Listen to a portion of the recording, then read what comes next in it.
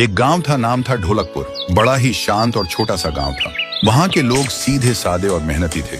लेकिन गांव के एक कोने में एक पुराना घर था जिसके बारे में लोग कहते थे कि वह अभिशप्त है। बुजुर्गों की माने तो उस घर में कोई आत्मा रहती है।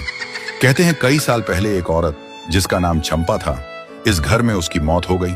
कुछ लोग कहते हैं कि उसने फांसी लगाकर मर गई क्योंकि उसकी शादी जबरन नाम के एक बूढ़े आदमी से कर दी गई थी।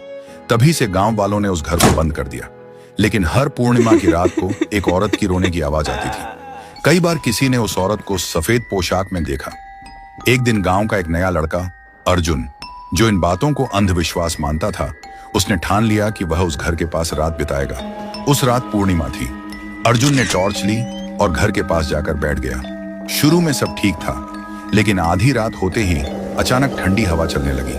उसके टॉर्च अपने आप बंद हो गई। तभी उसे किसी के कदमों की आहट सुनाई दी। वह घबराया और इधर उधर देखने लगा। तभी उसने देखा एक भूत जो बिना कपड़ों में हवा में उड़ रही थी और उसके सामने आकर खड़ी हुई थी।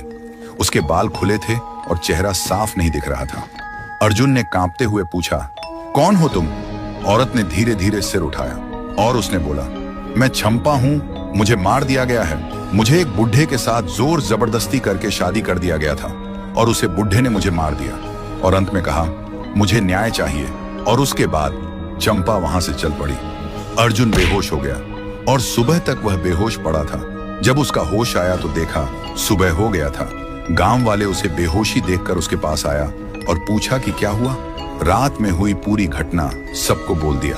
उसके बाद अर्जुन ने गांव छोड़ दिया और कभी वापस नहीं आया। और तब से कोई उस घर के पास नहीं जाता।